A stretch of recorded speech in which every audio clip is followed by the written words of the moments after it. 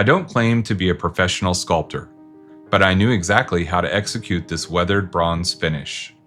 To pull it off, I focused strictly on the plastic prep and forcing these stock plastic figures to take on the weight of cast metal. Let's get to the bench and start with the raw assembly. Getting these positions right is critical for the final narrative. Once the arms are set, getting weapons like the Tommy gun or the binoculars to sit naturally in the hands takes a bit of test fitting. If the alignment is off, the final metallic finish will look completely artificial.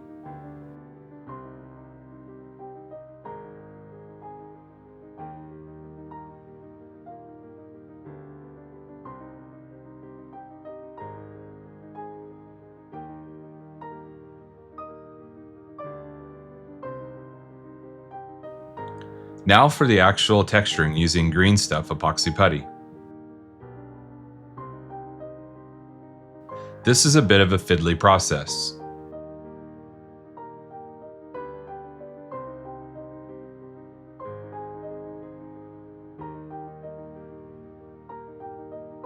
When the putty is completely fresh and soft, this white silicone shaper is perfect for blending it smoothly right into the joint.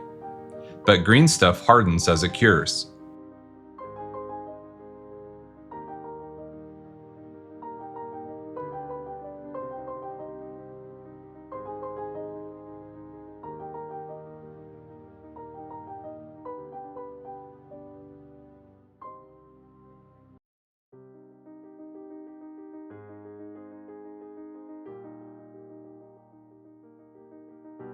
Once it started getting stiff, the white tip just flexed out of the way, so I swapped to a firmer blue silicone tool to get the leverage needed to work the material.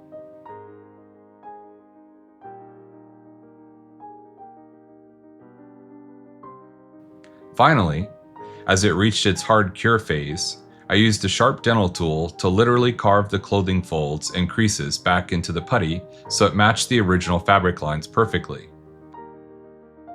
Anyone can recreate realistic fabric folds if they just take their time.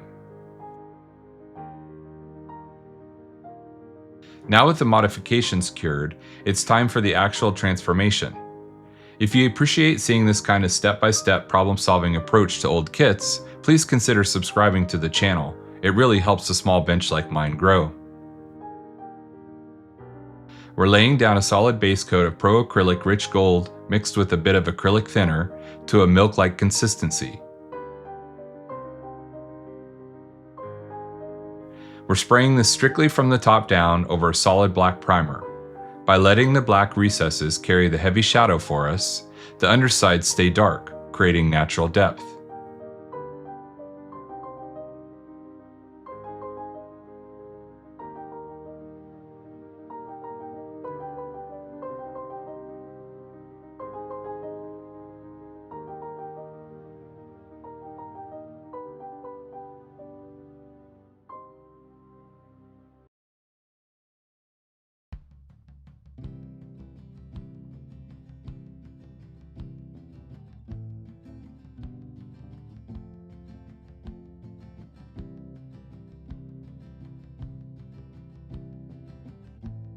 To turn this bright gold into an antique monument, we slather the figures in AK Streaking Grime.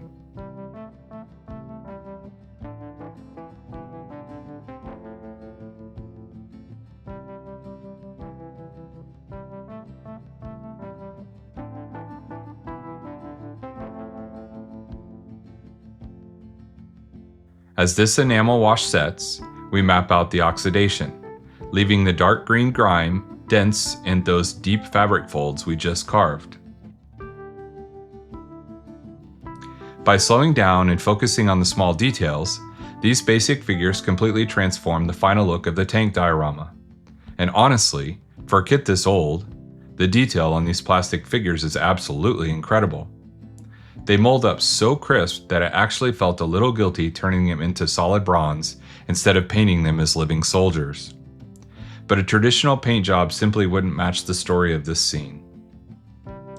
When you have a solid concept for a project, Taking the extra time to plan out the tool progression and chemical layers is exactly what elevates a build from standard to standout. What's an ambitious concept you're planning for your bench? Let me know in the comments, and let's keep building together. See you next time on Drew's Model Bench.